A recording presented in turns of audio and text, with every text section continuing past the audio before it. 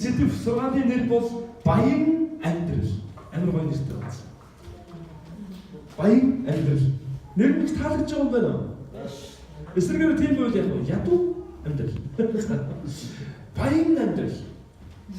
Яг баян амьдрал гэхээр юуны тухай ярих гэж байгаа болоо гэж та бодож ирж магадгүй. Энэ нь ямар нэгэн мөнгөний тооны тухай биш. Эсвэл та бидний эдэлж хэрэглэж байгаа янз бүрийн эд металл юм уу эсвэл барилга байгууламж юмтэй унаа тэрэг ямар нэгэн зүйлийн тухай биш. Аль эсвэл бидний бодол санаанд доторгоо мэдлэгийн баялаг эсвэл харилцааны чадвар эсвэл бусдын дунд хүндлэгдэж нэр хүндтэй явах нэр хүндний талаар ярих гар байна. Харин энэ нь яг одоо миний тавханд хэлж байгаа нэг хэлц үгтэй маш их ойрхон чухал зүйлийг ярьж байна. За монголчуудын дунд нэг юм хэлц үг байдаг. Өргүү бол баян, өвчмөр бол жаргал. Тэгэхээр баян амьдрал гэсэн энэ сэдвээр бид юу ярих гэж байна гэхээр өргүү байх талаар ярих гэж байна гэсэн. Өр зээлтэй холбоотойгоор өнөөдөр бид эсний үгийг суралцсанаа. Амин. Христос баяр болоход хэд хоног үлдсэн бэ? 14 хоног. За өнөөдөр түүний илүү дарамт тийм ээ. 14. Харин шинэ он гарахад 20 хоног үлдсэн. 14 хоногийн дараа Христос баяр болно, 20 хоногийн дараа шинэ он гарна. 16 хоног бид нар баяртай гээд 17 хоногтойгоо hello гэдэг байна шүү. Тэгэхээр бид нар шинэ он руу хөл тавин ороход 20 хоног үлдсэн байна. Шинэ он гарахаас өмнө ямар ч өргөө болцгоё гэвэл хэцүү уриалга байж магадгүй л дээ. Тэг санагдах ч юм уу? Гэхдээ шинэ он гарахаас өмнө өргөө болохгүй маа гэхэд өрнөөс салах уртсган шийдвэртэйгээр бид шинэ он руу орох хэрэгтэй гэсэн. Ер нь бол үр зээлтэй холбоотойгоор бүгдээрээ маш чухал зүйлийг хамтдаа суралцсан. За ер нь бол Монгол хүн болгон цаашлаад Монголын нийгэм, Монгол улс маань өөрөө ч гэсэн өртөө холбоотой маш олон асуудлуудыг туулж байгаа. Eagle телевизийн Eagle CGM гэх сайт байдаг. Eagle CGM сайтн дээр 2016 оны 4 сарын 4-нд бичигдсэн нэг нийтлэл байдаг. Энэ нийтлэлийн гарчиг нь Монголын өр гэсэн нэртэй нийтлэл. 2016 оны дундаж ихэд Монгол улсын өр 21.6 тэрбум долларт хүрлээ гэсэн. Өндөр уус 21.6 тэрбум доллар. Яг энэ улсын болон хувийн хвшлийн гэсэн олон зүйлүүдийг хуваажуулна. Гэхдээ ихэвчлэн ихэнх нь улсын өр. 2017 он гарахад юм бол бид нар энэ тэндээс авсан өндөр хүүтэй өрөө төрж эхлэх хэрэгтэй бол Монгол улс. Өнөөдөр хүртэл бид нар авсан өрөө ер нь төрж эхлэегүй. Гэтэл 2017 оны 1 сараас ахгуулаад Монгол улс албан ёсоор авсан өрнүүдээ сар сарнаа төлөх шаардлагатай болж байна. За энийг ингээд орчих. Одоо бид нар хамтдаа Библиэс нэг чухал ишлэгийг хамтдаа харъя. Өнөөдрийн үгийн хамгийн гол ишлэл байна. Ромын 13 дугаар 8 дугаар ишлэл. Ром 13:8. За бүгд гаргаарай. Ром 13:8. Эндээс би та нарт чангаар уншиж өгье. Өнөөдрийн яг сургаалтай холбоотой хамгийн цөм ишлэл. Ром 13:8. За бүгд дагуулаад хараарай. Би эндээс өндөр дугаар уншия. Нэг нэгэндээ хайртай байхаас өөр хиндэж ямар ч өргөө байв. Бусдыг хайрладаг хүн хуулийг биелүүлсэн хэрэгээ гэсэн. За ялангуяа эхний өгүүлбэрийг бид өнөөдөр судлаа. Нэг нэгэндээ хайртай байхаас өөр хиндэж ямар ч өргөө байв. Хэрвээ Ромын 13-гийн 8-р эшлэлийн урд болон ардлын хэсгүүдийг хам сэдвээр хамтруулаад харах юм бол энэ нь бол хайрын тухай ярьдаг бүлгэлтэй. Хайрын тухай ярьдаг бац гэсэн үг. Гэхдээ хайрын тухай ярьж байгаа энэ хэсэг дотроо Паул бас нэгэн зааврыг Ром хотын итгэгчдэд өгсөн. Нэгэн чухал зааврыг. За энэ заавар нь болохоор бидний өнөөдөр төвлөж харах ёстой зүйл. Хайртай байхаас өөр гэдэг хэсгийг бүгдээр хасж байна. За одоо нөгөө заавартай жишж ярьсан тийм харьцуулж ярьсан тэр хэсгийг бүгдээр харъя. Нэг нэгэндээ өргөө байт. Хиндэж ямар ч өргөө байна. За бүгдээр яг нэг хэсгийг бүгдээр бие рүү гараад хэлье. Нэг нэгэндээ хиндэж ямар ч өргөө байна. Өргөөё. Юу ч урд сугаал дээр өртөө холбоотой сургаалыг сонсож байгаа байх тийм. Тэгсэн чи яг энийг болох сануулсан л да. Би нэг 7 хоногийн турш санаж байна. Өнгөрсөн өдөр сайнаас ахгуулаад яг энэ хэсгийг сануулсан. Шинэ он гарах гэж эцэг нь би яг юу хуваалцах вэ гэж залбирч бодож байхад бурхан шинэ он гарах гэж Тэгээ хүмүүс шинэ он гарахаас өмнө шийдэх ёстой зарим зүйлүүдээ шийдэх хэрэгтэй. Магадгүй энэ төрөвчин дотор шийдэгдэхгүй байж магадгүй л дээ. Гэхдээ сэтгэлгээ болон сонгол хандлага дотор энэ зүйл бас шийдэгдсэн байх хэрэгтэй гэдгийг сануулсан. За ер нь бол би өртөө байх нь ямар хэцүү вэ гэдгийг маш сайн мэднэ. Ягаад гэвэл би өөрөө амьдралдаас олон үр тавьчихсан.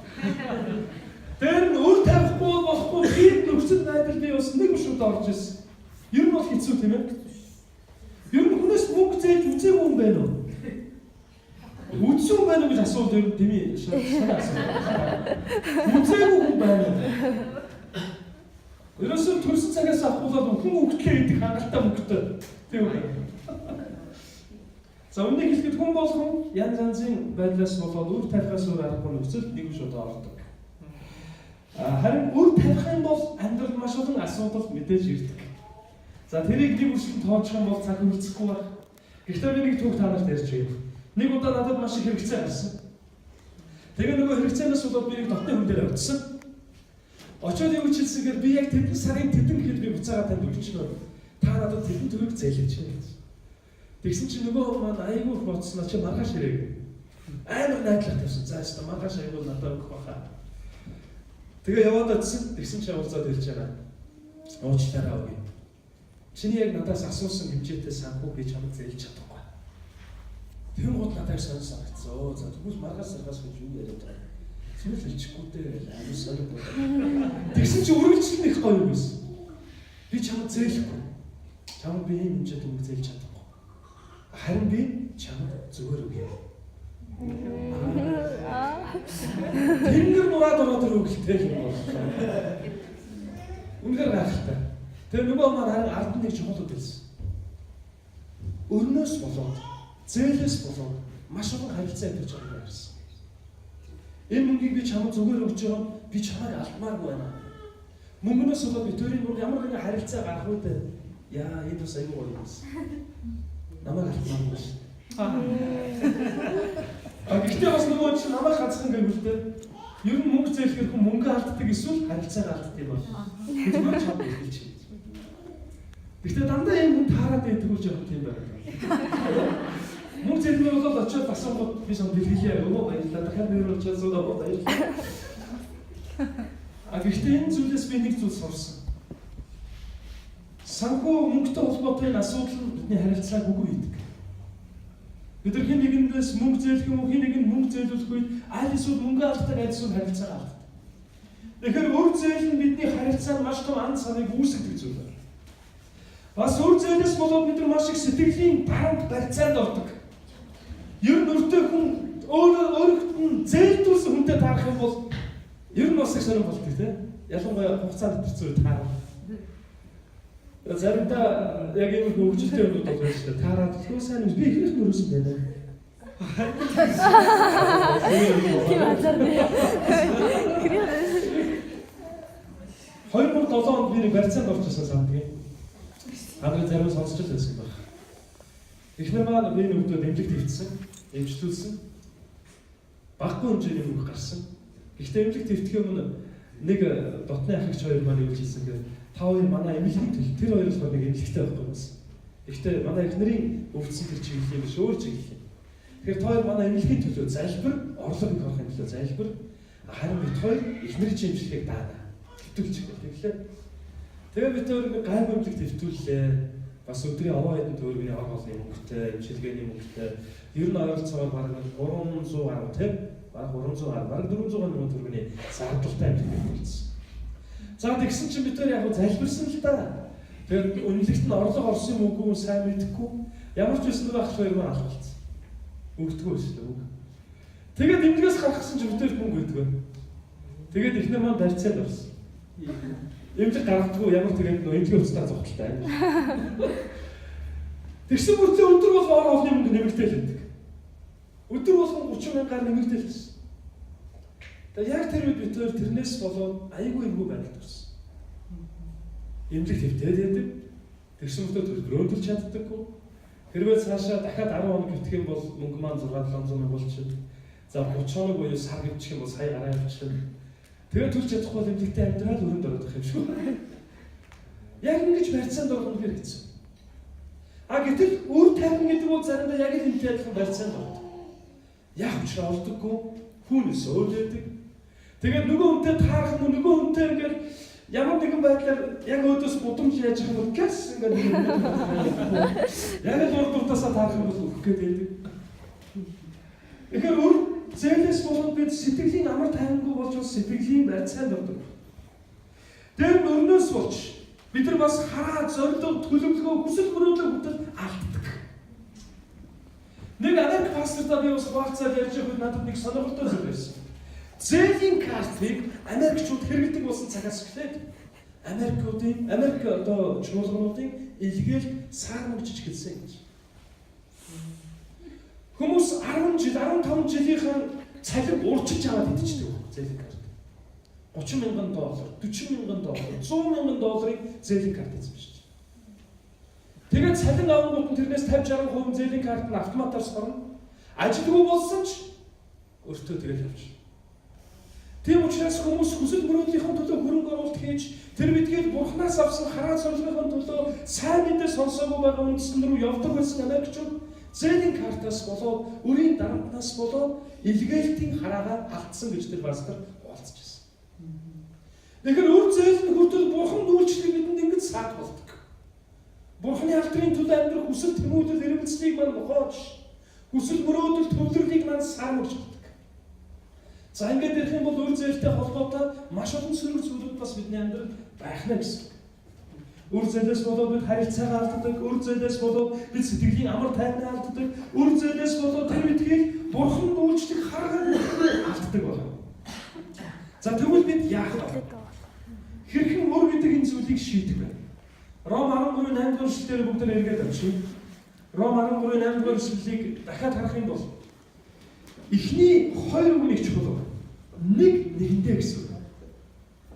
Нэг нэгэндээ ямар ч үргүй бай гэж Ром хотын чуулганы итгэгч нар лөө эзний дагалдагч Паул гэж хүчрхийг өдөрдөгч заах гэсэн. Энэ загтлыг хэд бичсэн гэсэн үг вэ? Ромчууд. Тэгтээ Ромдоо юу вэ? Цуглаан. Ромын цуглаанд хэлсэн байна. Энийг Ром хотын хүмүүст бол биш. Ром хотын хүмүүст хэлэх юм бол Ромын одоо гол талбай дээр авчиж байгаа унших нь шүү дээ. Гэтэл энэ Ром хотын чуулганы хүмүүс рүү хэлгээсэн цаг. Чуулганы хүмүүст өгсөн зөвлөгөөн дотор Паул юу гэж хэлсэн гэхээр нэг нэгэндээ үргүй байгаарай гэж хэлсэн. Хайраас ямар ч үргүй бай гэж. Хоол хүнсний эсвэл талах тарианы эсвэл мөнгө төгрөгийн өглөг авахын ямар нэгэн асуудалгүй байгаарай гэж хэлсэн. Яг энэтэй холбоотойгоор нэг биш пастор өөрийнхөө чуулган дээр бараг 4 шахуу нэгэн гаргаж тавьж байгааг би сонсч байсан. За манай нэг дотны найз пастор гэдэг инх мөнгө гэдэг. Инх мөнгө пастор нэг удаа чуулган дээр бүр сургаалын дундор ингээд зарласан. Харин тэр пасторын тоонууд нэгээр нэмэгдэж байгаа. Яг тэр би зарлах гэж. Тэг. Тэгэхээр юу гэж зарласан бэ гэхээр манайхаа нэг нэгэндээ хайраас үргэн байх. Яагаад юм бэ? Чуулган бол маш нандин, маш үнцэнтэй зүйл дээр ургаж төлжиж амьдарч бий болсон зүйл. Чуулганд хүмүүс ирээд өөр хоорондоо зөрчдөг хуваалцдаг. Тэгээд ямар харилцаа үүсдэг гэхээр маш дотн харилцаа үүсдэг. Заримдаа бүр төрснөөс ч илүү дотн харилцаа үүсдэг. Төрсөн ах дүүсээс ч илүү. Тийм биз? Тэгээд хүмүүс заримдаа ах дүүс маань ч гэсэн байхгүй шүү дээ. Манай ах дүүс бол зарим бүр уурладаг юм. Өөд цуглаан гэдэг. Гэтэл яг зүрх сэтгэл дотор маань цуглааны хүмүүс байгаа л. Зүрх сэтгэл дотор байгаа хамгийн дотн хүмүүсийн тэр категорид бол та нар нэлээд дээгүүр игнээ тууж байгаа шүү.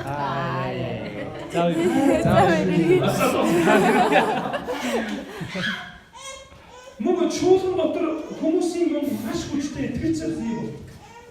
Бид Христийн хайраас болоод, Христийн уучлалаас болоод, Бурханы нэгүслээс болоод бие биентэйгээ яг л сүнсний итгэлийн гэр бүл болсон. Энэ бол маш нандин харилцаа. Гэтэл шалахгүй нэг жоохон санхугаас болоод энэ харилцаа сэвтвэл ямар харамсал байна. Тийм учраас чуулган дээр байгаа хүмүүс зүгээр сануулж хэлэхэд аюул дотн болдог учраас хэрэгцээ гарангуй дотн хүнээсээ асуудаг шүү дээ. А тэгвэл би энэсээ битгий үр тавьж юм зээлхийг өртөл болохоор. Чуулган дотор битгий зээлийн асуудалтай болоорой гэдгийг би бас албан ёсоор та нартай ятгахж сануулж хэлмээр. Амен. Тэгвэл бид яах вэ? Асуудалтай бэрхшээлтэй үед би энэ туслахгүй гэсэн үг. Үгүй ээ. Харин зээл биш. Би биендээ эвэлдэг сэтгэлтэй байх хэрэгтэй. Зээл гэдэг чинь өөрөө өгсөндөө ч ялгаагүй, авсандаа ч ялгаагүй ямар нэгэн дарамттай болчихдог шүү дээ. Тийм биз? Харин тэрний орон зүгээр хэмээч. Чонд үрчилж байхдаа бид нар өвлийн нэг зугааланд явж байгаа. Нэг цагдаа ирээд нэгэн гэр бүлийг ихнэр хөргөчтэй хоёулын барилтад авчихсан. Тэр гэр бүл цуглаан яваад удаагүй байсан. Тэгээ нөгөө цагдаа Доронтоос Улаанбаатар руу хайж ирсэн байна. Доронтоос ирээд нөгөө ихнэр хөргөөр хоёулын барилтад Доронтоо авчихсан. Дөрөвдүгээр ангийн охин нь бидэн дээр үлдсэн. Тэгээ битгий хэлээрээ гээд аавч хоёр нь яг тааж гараад хөдөө явлаа гэж хэлж байгаа юм. Тэгээ тэр үеийн байж та яг өвлийн одоо зугаалахаар бид нар явах гэж байсан байна. Тэгээд аваа явчихсан. Тэгээд дараа нь юу болсон гэж цагаан сарын яг өмнөх нь болсон үйл явдал. Цагаан сар болохоос нэг 4-5 хоногийн өмнө. Тэгээд би цуглааны хүмүүст хэлээд бүгдээрээ ямар ч байсан иргэд тойрыг би төлөөлөөд оронд яваад ирээ. Тэгээд та нар надад захаа махаа байвал тэ бичиж өгөөд ингээ явуулаарай.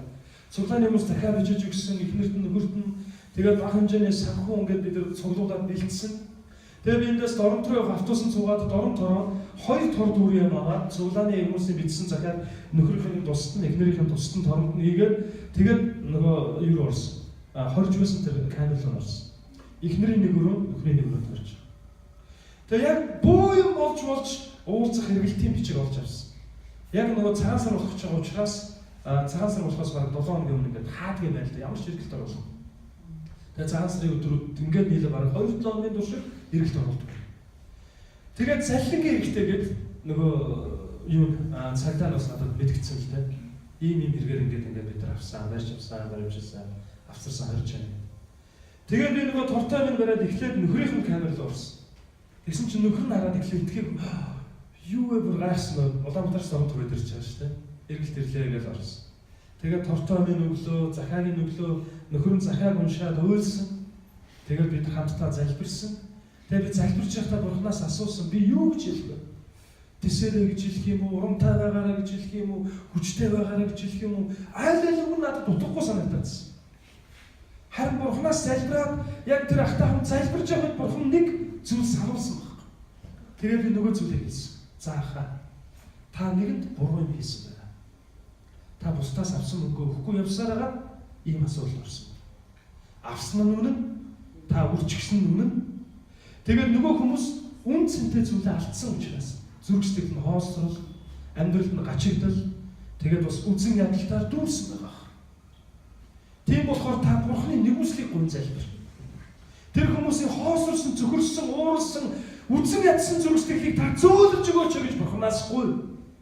Тэгээд хоёрт та нөгөө хүмүүстэйгээ уулзвал би 100 төгрөгөөр нь чамаагүй 10,000-аар нь чамаагүй би боломжтой бүх аргаараа би цаав нэргүүлж төлнө намайг уучлаач гэж гуй гэж хэлсэн. Нөгөө хүмүүсээс. Тэгээд та зүгээр гоохгүй та эргүүлээд багаар чамаагүй заавал төлж дуусгах сэтгэлтэй байх хэрэгтэй шүү. Яг ингэж хэлээд камераас гараад эхнэр рүү ороод бас өгөөд яг Бурхан сануулсан тэр үгийг хэлсэн. Тэгээд эргэж дуусаад Улаанбаатарт ирсэн. Харин хэсэг хугацааны дараа юу болсон гэж Бурхан өнөө хүмүүсийн зүрх сэтгэлийг зөөлсөн.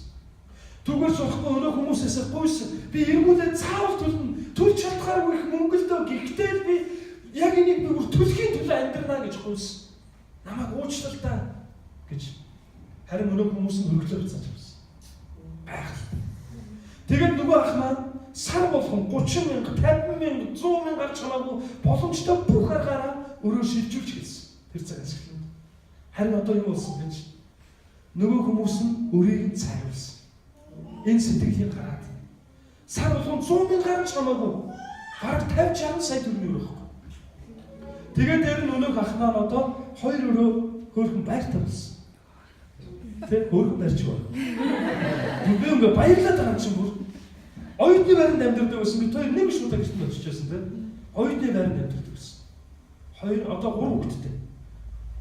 Гэтэл өөрийн гэсэн байртай болсон. Нөгөө хүмүүс нь бүх үрийг нь цайруулсан. Төлөв сэтгэлтэй байгаа гэж байна. Харин бид нар төлөв сэтгэлгүй зөв хандлагагүй байвал энэ нь өөрөө бидний үрийн дарамт улам бүр үрийн тэр намаг шалбараг нь улам бүр доош нь сорсон. Тэгэхээр энэ нь төлөх мөнгөтэй байх тухай биш. Төлөх хандлагатай байх тухай. Амен. Амен. Хэрвээ та өртөө байгаа бол багаар чамаагүй эсвэл боломжтой бид заавал төлнө гэсэн тийм сэтгэлтэй байна. Тэгвэл өрнөөс гардаа. Ингээд байгаа үстэй. Амен. Мөн үү? Ингээд байгаа үстэй. Төлөх хүсэлтэй байна. Заримдаа бид төлөх хүсэлгүй яваад байдаг. Тэгээд өөр олон юм зарцуулаад дараагийн өрөө тавиад мөнгө өрөө төлчихөө орно. Өөр юм хийгээл тансаглаад байна. За хоёр дахь төлөх хүсэлтэй байсан ч таны бед хүрэхгүй бол хоёр гарах гэж хөл шүү. Энэ хоёр ч нараараас шатлаад явдаг юм баггүй юу? Хоёр дахь нь үргэлж Бурханд залбирчгүй. Ер нь өөрөө нэггүй ингэж гаргаж бичиж байгаа цаасан дээр биш бүгдийг болгож байгаа залбирч үзсэн юм байна. Тэгээд энэ бүх хөрийг би дуусгал одоо тийм ингэнэ гэж залбирч үзсэн байна. За ер нь ихэнх нь мараа үзээгүй байгаа даа. Үзээрэй. Ер нь бол Бурханд залбирчгүй гэдэг бол өөрөө маш чухал. Маш хүнд хэцүү асуудалд орсон үедээ Бурханд залбираад асуудлаас гарч байсан олон төв бидний эргэн тойронд байгаа. За Библиэлээс би хоёр хүний жишээ татахад Дуулал номын 118 дугаар бүлгийн 5 дугаар эшлэлдэр Давид хаан ингэж хэлсэн байна. Зовлон дундаа би эзэнд хашгирсан юм аа. Харин эзэн надад хариулж намайг өөдрөг газар авсарч тавьсан гэж хэлсэн. Бид нар яг өөр ширэн баригдах үе заримдаа нэг юм харчиг юм баригдсан утгагүй үн цэнгүй нуугдаж зүрх сэтгэл маань амар тайвангүй тавгуутан амьдарч байдаг. Тэгвэл яг л Давид танд ийм нөхцөл байдал байдаг гэсэн. Харин эзний дагалдагч Давид Бурханд залбирсан. Надад туслаач гэж хашгиран залбирсан. Тэгээд Бурхан түүнийг өргөн удам газар авсарч тавилаа гэж хэлсэн. Бас эзний нэгэн дагалдагч Йов гэдэг хүн Библиэлд амьдрал нь бичигдсэн байдаг. Йовын түүхийг хэрвээ харах юм бол Йов номын 42 дугаар бүлэг дээр Йов маш их зовлон зүтгүүр дотроос өөрийнхөө төлөө болон анд найзныхаа төлөө залбирсан. Бурхан Йовын сайн сайхныг болон найзуудынхын сайн сайхныг сэргийлээ гэж хэлсэн. Тэр үед Йов юу ч юм болж ядуурч, хоосорч, өвчин зовлонд баригдсан байсан. Гэхдээ Бурханыг дуудаг хашгирсан. Өөр хэнийг ч биш. Тэр Бурханд хашгиран залбирсан. Харин Йовын сайн сайхныг Бурхан сэргээгүй Йов өөрийнхөө газар нутаг, орон нутагтаа хамгийн чинэлэг, хамгийн нэр хүндтэй болж хувирсан.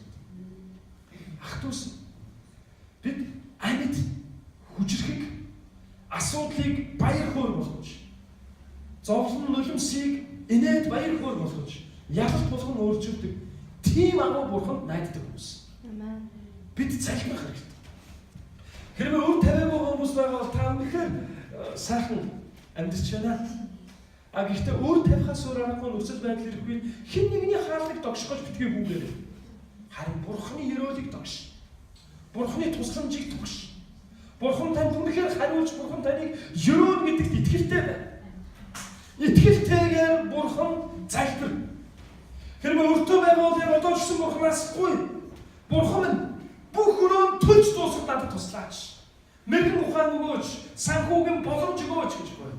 Харин тэгээ Бурхан таныг ерөөгөл өрөөнд төлнө шүү дээ. Оо баярлалаа Бурхан минь тасгалъя гэж битгий. Амен. Бурханаас гуй. Бурхан ерөөгөл өрөөнд төлнө. 2013 онд ихнэр битээр нэг ч өргөө байхын төлөө залбирч байсан. Нэг ч өргөний өргөө шүү дээ. Тэгээд нэгэнгөө бичээд Бурханаас гуйсан. Эзэн минь та туслаач. Харин бид нар яг залбирлын хариулт авсан шээ. Нэг ч өргөний өргөө болсон. Тэгээд дараах нь манай цуглаангийн ажил дээр хүмүүс нөгөө цалин буухыг төхөөл ирсэн чинь лизэн гэж баамаа ярьсан байхгүй. Тэгээд яг лизэн гэж ярьж байгаа нь би нэг юм дээр амар баярлж байсан. Бараг жил гарны өмнөдөө дөнгөж ажилд ороод удаан байсан. Тэгээд лизэн гэж яриад ингээд яаж яах вэ? Би нэг юм дээр баярлсны үгээр надад ямар ч үр байхгүй байна. Би бүр нэг ч төрлийн өргөн байж тээ гэдээсэн чи хүмүүс бас юм байлаа. Байт юм аа гэж би нэг хэлсэн байлаа. Тусаа байж ярьж байна. Тэгэхээр ах дүүс минь Бурхан залбирч гоё. Та юуны төлөө амьд Бурханд итгэлтэй үлээ. Та ямар ахын найддаг хүмүүс вэ? Амен. Хоёр дахь харин юу гэсэн бэ? Залбир. За гурав дахь харин эд хөрөнгөөрөө бурханд үйлчлэл. Эд хөрөнгөөрөө бурханы хүндлэн дээдэл. Малах номын 3 дугаар бүлгийн 10-аас 12 дугаар ишлэлийг бүгдээр харъя. Малах номын 3 дугаар бүлгийн 10-аас 12. Бид яагаад бүтэн сайн өдөр болгон бурхан өргөл өргөдөг юм бэ? За энд одоо маш чухал хэсэг нь яригдана. Малах 3-ын 10-12. 10-аас 12. Эндээс нь уншиж ингэж хэлж байна. Миний өргөнд хоолмос байхын тулд бүхий л 11-ийг агуулгад авчир. Би та нарын төлөө Тэнгэрийн цонхыг нээж, та нарын төлөө ивэлийг хайлтад асгах хэсгийн талаар намайг одоо үгээр шалгах гэж төг түмдийн эзэн айлдаж байна. Би та нарын төлөө цөлмөгчийг зэмлэх болно.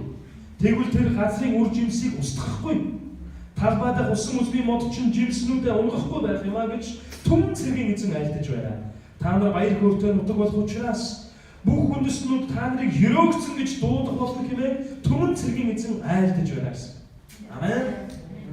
Тэгэхээр эзэн Малах номын 3 дугаар бүлгийн 10-аас 12 дугаар шүлгээр юм хэлсэн гэхээр өөрийнхөө 11-ээр намайг хүндлээ гэж хэлж.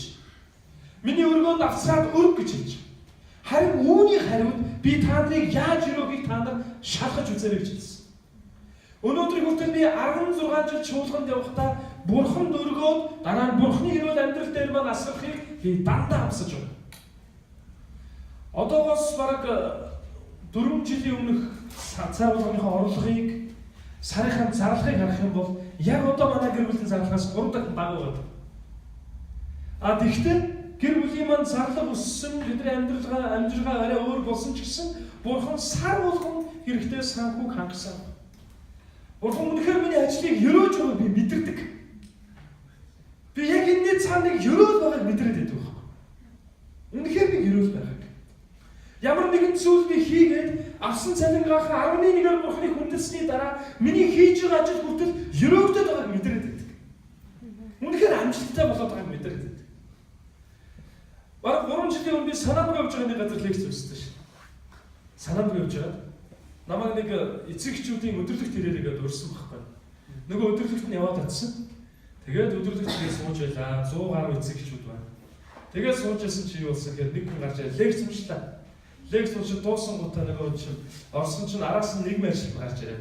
За одоо ингээд Отгонбаатар гэж нэг сайхан лекц уншнаа гэдэг. Тэгээд би чинь би лекц унших юм яана гэж бодлоо. Яг зарлага бод мэдчихэж байгаа. Тэгээд би нөгөө тайз руу гараад алхаад явж байхдаа залбирсан. За бурхан минь би одоо юу ярина? Ингэж лекцээ бэлддэг хүн юм надаас өөр байхгүй. Тайз зэрэг хоёрын хооронд би лекцээ хийсэн шүү дээ. Тэгээд гараад цум авсан. Хүүхдийн хүмүүсийн талаар би 3 чухал зүйл байна гэж ярьсан чинь тэр маань аюу үнцэнтэй үр дүнтэй болсон юм байна лээ. Тэгээд дараа нь яг тэр лекцийг би бараг 16-7 удаа уншсан байна. Ингээд нэг мэт чинь лекц уншиж явсан. Харин лекц унших болгоод надад тодорхой хэмжээний санхүү ирдэг. Тэгээд тэндээс би 11-ийг бурхандаа өргөдөг. Харин сүүлдээ лекц унших одоо ажил маань цаашаа явсаар агаад яамдууд руу болон төрийн албан хаагч нар руу хувийн хвшлийн цагдаа нар эмчнэр гээд олон газруудаар явж өнгөрсөн 3 жилийн турш лекц уншиж байна. Бас ихтэй сургуулиуд. Харин сар гарны өмнө би баахан бодибилдингийн багш нарт лекц өгсөн. Миний өмнө бол ерөөсөө гиз гүзээ байхгүй мөр гарч ээжгүй л өстой аймаг хад хүмүүс сууж байгаа. Би урд нь гараад лекц уншиж байхдаа нэг юм дээр аюул санаа зовсон. Тэгээд юу ч хэлсэн та нар миний ярьж байгаа юм анхаараа ийшээ битээ анхаараа. Над руу хараад энэ асуудалтай байна гэж над руу битээ хараад байгаараа. Би та нар чухал юм ярина шүү. Энийг мартаарай гэж ихэлсэн бохоо лекц. Тэгсэн чинь дараа нь юусэн та манай одоо фитнес бодибилдингийн секцэнд үн төлбөр байж байна. Тэгээд тэнд одоо явсан чи яг ингээд 5 удаа байхгүй гараад нэг юм шиг. Амар өвдөд. Тэгээд яг энэ зүйлийг ярьж байгаа бурхан өргөх юм бол бурхан өөрөө ерөөн гэж хэлсэн. Хэн өөрөө би ерөөнө гэж хэлсэн бэ? Эзэн өөрөө хэлсэн байхгүй. Үүгээр та нар намайг шалгаж үзсэн. Харин миний хувьд би 16 жилийн туршид эзэнд өргөхдөө бүтэн сайн өдөр болгон өргөхөөр бэлтгэхдээ би үнэхээр догдолдог. Яг тэгвэл бурхан амлсандаа дандаа. би өөрийнхөө потенциалын хэмжээнд, өөрийнхөө автар цалингийн хэмжээнд амьдрах юм бол би нэг л тийм дутагдмал амьдрнаа гэдгийг мэднэ. Харин Бурхны ерөөл байх юм бол миний хийж байгаа ажил үйлс болгоныг Бурхан ерөөж үр жимсээр бэлгааж байгааг явуулсан. Та өнөхөр үр зээлгүй амьдрья гэж байгаа бол та өнөхөр үр зээл тавихаас сурахгүй тийм хүнд нөхцөлд орохгүй амьдрья гэж бодож байгаа бол та эзэн 11-гээ өргөж сур. Амен. Эд хөрөнгөөрөө Бурхан үйлчил. Тэгэх юм бол Малах 3-ын 11-р эшлэлээр эзэн хэлсэнчлэн бидний амьдралаас цөлмөгчийг зэмлэн зайлуулна гэсэн. Амен. Цөлмөгч буюу бидний амьдралд байгаа санхүүг Европ хотоодтой хин нэгдсэн юм шиг. Эсвэл зүгээр соорхот хөрвчөнд ороод унаад алга болсон юм шиг тэгж алга болгодог цөлмөгч бидний амьдралаас зайлнаа гэж хэлсэн. Амен. Эд хөрөнгөөрөө эзнийг дээдэл. Тэгвэл агуулгач нь пигдүүрч дархнууч торхнууд чинь шин дарсаар бэлхнаа гэж 6 дугаар номын 3 дугаар бүлгийн 9-11 эшлэлээр бас хэлсэн байна. За дөрөвдөг чухал зарчим. За дөрөвдөг рүү орохоос өмнө бүгд эхний гурав хамтдаа дахиад харъя. Эхнийх нь юу вэ? Сэтгэлтэй. Сүм сэтгэл хандлагатай байна. Ямар зөв сэтгэл хандлага вэ? Өрөөнд төлөх хүсэлтэй байна. Хоёр дахь нь Бурхны ивэл нэгүсний гун залбир, гурав дахь нь эд хөрөнгөөрөө эзнийг хүндлэн дээдэл. За дөрөв дэх чухал зүйл нь Бурхны үгийг даган амьдр. Дэдгүүл номын 28 дугаар бүлгийн 1-ээс 12 дугаар эшлэлийг тараас уншиж өгье. Зөвхөн сүм цуглаад яваад зөвхөн пастрын гар таны дагцсан дээр юм уу духан дээр байж залбируулаад амьдрал өөр болчихдгүй маа. Харин дэдгүүл номын 28 дугаар бүлгийн 1-ээс 12 дугаар эшлэлийг харах юм бол Бурхны үгэнд дуулууртай амьдрал ерөөгдөх тухай хэлдэг. Ерөөлийг авч амьдрдаг тухай. За эндээс танарт уншиж өгье. Хэрвээ чи өөрийн Бурхан эзэнд дуулууртай байж миний өнөөдөр чамд тушааж байгаа түүний бүх тушаалыг хичээнгүүлэн дагаж мөрдгөөс эзэн Бурхан чинь чамайг газар дэлхий дээрх бүх улс үндэсний дээгүүр өндөрт таньна. Хэрвээ чи өөрийн Бурхан эзэндээ дуулууртай байвал энэ бүхий хэрөөл чам дээр бууж чамд хүрнэ. Чи хотдож хөрөөгдөн, хөдөөдөж хөрөөгдөн. Биеэс чинь төрөх хөр хүүхэд газрын чинь ургац, мал амьтдын чинь төл, үхэр хотны чинь төл хүртэл хөрөөгдөнө. Чиний сагс, талах хэсэгдэх сав хөрөөгдөнө. Чи орохдоо хөрөөгдөн, гарахтаа хөрөөгдөн. Чиний эсрэг босох дайснуудыг эзэн чиний өмнө ялагдахад хүргэнэ. Тэд чам руу нэг замаар довтлоод чамаас 7 замаар зогтно. Эзэн чиний тариабууданы агуулгах, гарын чинь ажил үйлбэр дээр ерөөлөн айлтнаа. Эзэн Бурханаас чинь чамд өгч байгаа тэр газарт тэр чамайг ерөөн. Хэрвээ чи эзэн Бурханыхаа тушаалыг сахиж түүний замаар явах юм бол эзэн чамд тангаргалсан ёсоор чамайг өөрийн ариун ард түмэн болгон байгуулна. Тэгвэл чамайг эзний нэрээр дуудагдахыг газар дэлхий дээрх бүх ард түмэн хараад чамаас айх болно. Эзэн чиний чамд өгөхөөр чиний эцэг хүүгдэд тангаргалсан тэр газар дээр чиний эд хөрөнгийг биеэс чинь төрөх хөр хүүгд малын чинь төл газрын чинь ургацыг ариун болгоно. Газар дээр чинь цаг үлрэлт нь хур бороо оруулж газрын чинь аливаа ажил үйлсийг ивэхийн тулд эзэн чамд тэнгэрийн сайхан сан хөвргөө нэ. За анхаараарай. Олон үндэст нь чамаас зээлнэ. Харин чи зээлэхгүй гэж хэлсэн. Амен. Чи өөрөө хэн нэгнээс зээлэхгүй л гэсэн үг л дээ. Хүмүүс зээлэхэд зээлэхгүй гэж байна. Харин чи хэн нэгнээс зээлэхгүй. Яагаад гэвэл Бурхан чиний гарын үлсийг өрөөх учраас чи дутагдаж биш хангалуун амьдрал гэж байна. Их эзний замаар алах. Бурханы зөвийн замаар алхасаар байна. Их эзний үгийг уншаад үгийн дагуу амьдр. Харин бид нар зүгээр өргөлөө өргөчөөд одоо Бурхан ерөөнөө гэдэг нэг юм банк бус санхүүгийн байгууллага мөнгө хадгалуулж байгаа юм шиг. Хадгалам зэрэг явшаа мөнгө хийсэн юм шиг тийм хүүгийн нэтэд амьдрчна гэдэг юм шиг. Зарим хүмүүс асуудаг би өргөл өргөөд Бурхан яагаад намайг ерөөхгүй нэ гэж. Бурхан ерөөхөөсөө санаа зовоод байгаа шүү дээ. Яагаад тэгэхээр Бурхан ерөөнгүүд гараа шоудчихвол яах юм. Буруу амьдраад байвал яг л тийм зүйлтэй бол. Заримдаа буруу амьдралаар алхаж байх үед бидэнд их санхүү орж ирэх нь өөрөө аюул болдог. Яагаад гэвэл бид буруу зарцуулдаг тэр санхүүгээр бид өөрийгөө болон бусдыг гэмтээхэд зэвсэг болгож ашиглаждаг. Тэгвэл Бурхан зөв зөв сэтгэлдээ ерөөлийг асгана гэсэн үг. Бурхны замаар амьдарч байгаа. Эзний үгийн дагуу амьдарч байгаа. Тэр амьдралыг Бурхан өрөөнө. Гарын үлсэн өрөөнө. Тийм учраас тэр хүн зээлхээр хүнд хэцүү нөхцөлд орохгүй гэсэн. Сайхан шүү. Эзний замаар алах. Эзний хүслийн дагуу амьдр. Бурхны үгийг дагаад амьдр. Тэгвэл та бусдаас зээлэхгүй. Харин та бусдад өгч чадах илбэг хангалуун амьдралаар амьдрна гэсэн. Амен. Үр зээлтэй холбоотой энэ асуудлыг бид яаж шийдэх вэ? Бид өрөө төлөх хүсэлтэй байх хэрэгтэй. Их эзний тусламж, мэрэгэн ухаан, хангалтын хүрэн залбирах хэрэгтэй. Түүнээс гадна бид эд хөрөнгөөрөө Бурханд үйлчилж, эд хөрөнгөөрөө эзнийг хүндлэн магтдаг хүмүүс болох хэрэгтэй. Бас Бурханы үгийн дагуу амьдрэх хүмүүс болох хэрэгтэй. Бүгдээрээ мөргүү байж элбэг хангалуун амьдрамаар би таныг өнөөдөр өрөөнөр энэ бүх зарчим, энэ дөрвөн чухал зүйл таны амьдралын хэв загвар болох болтугай.